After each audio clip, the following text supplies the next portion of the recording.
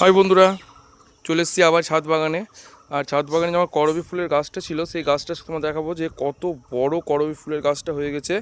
আর আজকে কিন্তু এই গাছটা 4টা ফুল ফুটেছে, এই যে 2টো, এই যে 3টে, এই যে 4টে।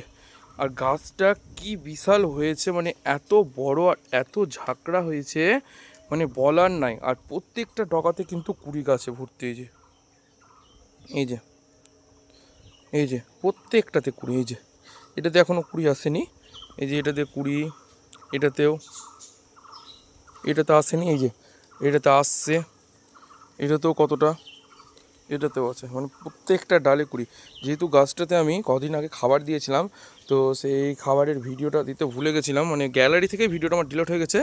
আর গাছটা কিন্তু খুব সুন্দর লাগছে। আর আজকে কিন্তু এই যে 4টা কুড়ি। আর যে এটা যে একটা মাছের পেটির মধ্যে আছে, তো এটা কিন্তু ফাটিয়ে দিয়েছে শিকড়ে একবারে। তো আমার ইচ্ছা আছে এটাকে চেঞ্জ করার।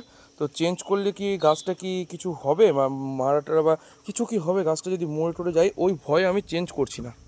তো আপনারা অবশ্যই কিন্তু আমাকে কমেন্টে জানাবেন গাছটা আমি কখন চেঞ্জ করব।